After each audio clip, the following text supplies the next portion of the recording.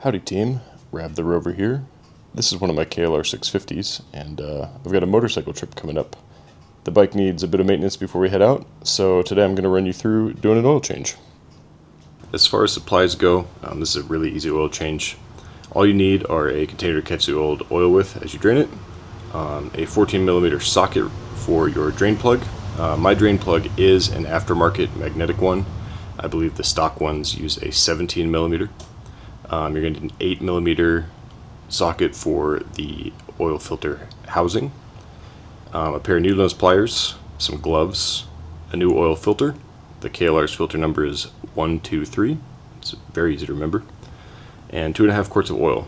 I've always used Rotella T4 and a 15W40 weight, and the old 650 4-stroke motors really seem to like it.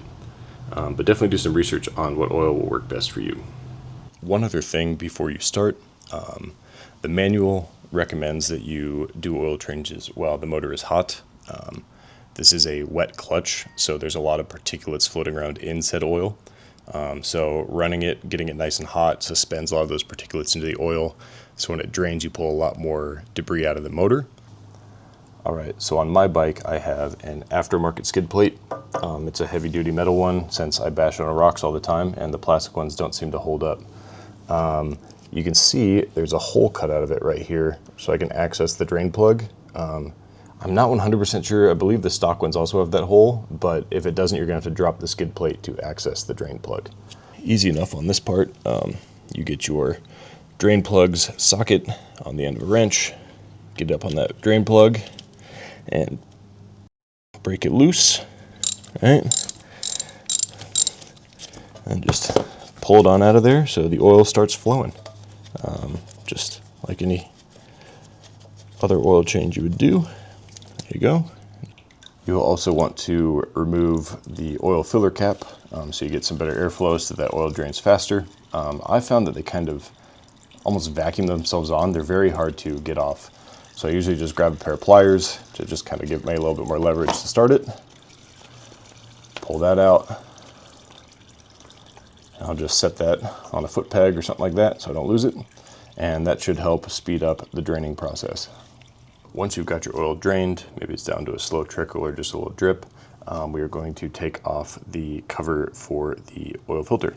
So it's just these two 8mm bolts, and then we just got to pull this cap out. It can be stuck a little bit, so you kind of have to wiggle it, but once you got that out, you've got complete access to the oil filter. So we'll just pull that off real quick. Get these 8mm out of here. Just gonna walk those out by hand a little bit faster.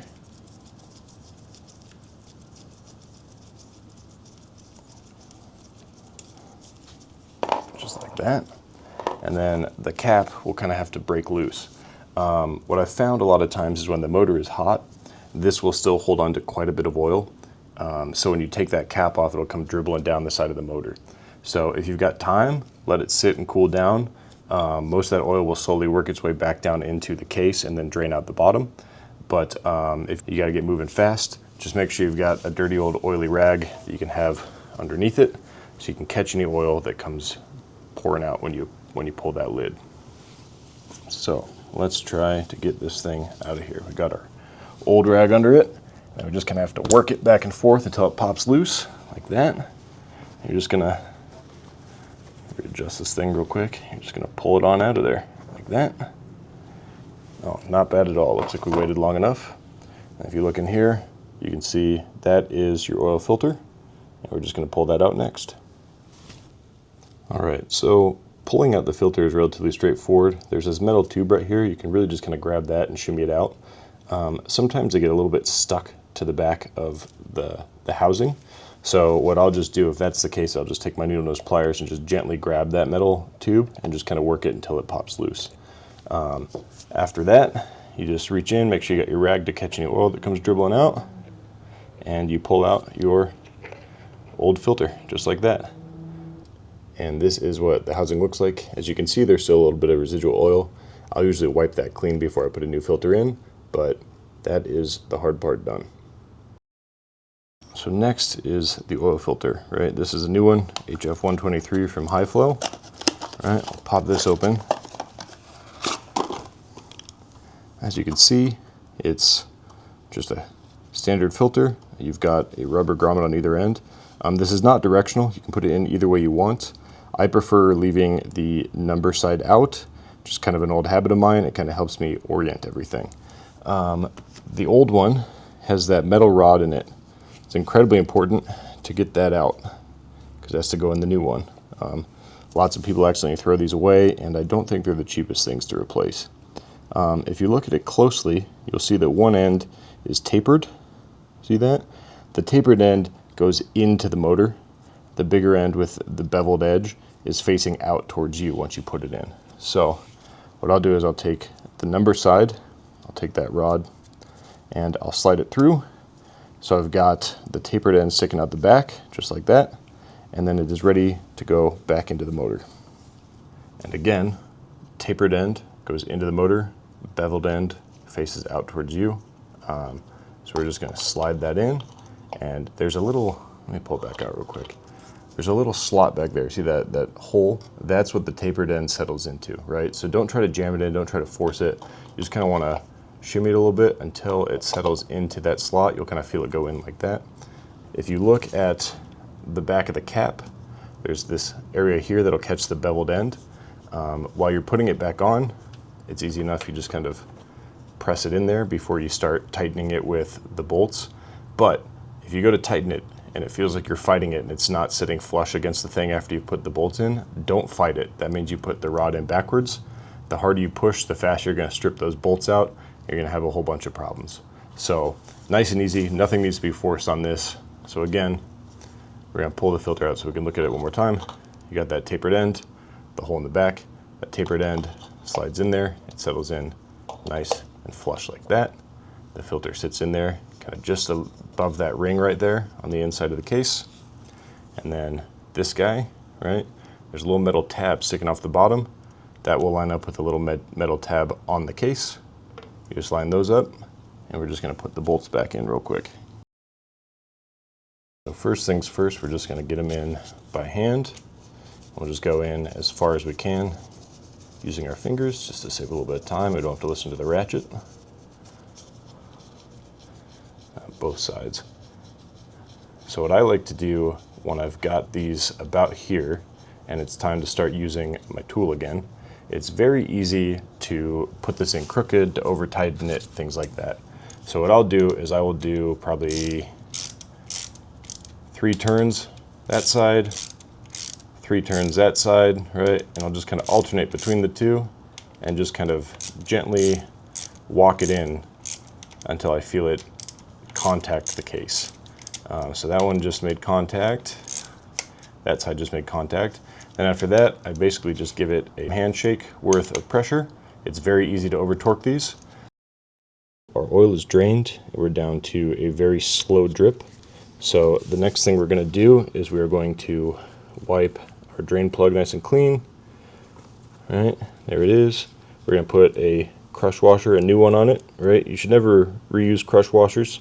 We just use the cheap aluminum ones, but in my experience, you can use them honestly 3 or 4 times if you need to. If you're on a trip and you forget them, if you don't have any in the garage, don't feel too bad about reusing it. It's not the end of the world. Then what I'll do is I'll take a rag, kind of wipe the drain hole clean in case there's any grime or any road stuff on there. And then we're just going to put the drain plug back in, just like you would with anything else you're doing an oil change on.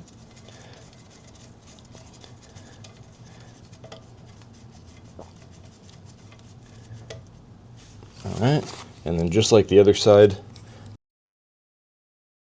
let me get this old oil out of the way, is I usually just go for what feels like a good firm handshake. And all that is left to do is to add our new oil. So again, 2.5 quarts. It actually says so on the side of the motor, but always just remember 2.5, easy enough. That's with a filter. And you're just going to pour your new stuff in right through the filler cap hole. Try to go nice and slow so you don't end up with any spills or drips. And you should be good to go. Last but not least, we're going to wipe off any excess oil from around where the filler cap goes. We're just going to screw that back on. If you need to know, if you ever forget to put your filler cap back on, you will spray oil all over your leg and the side of the garage. So make sure you don't forget that. Once you're done getting the oil in there, you know it's in. Make sure the bike is neutral. Pop her up. Get the kickstand out of the way here. Pop her up and make sure she runs for a minute.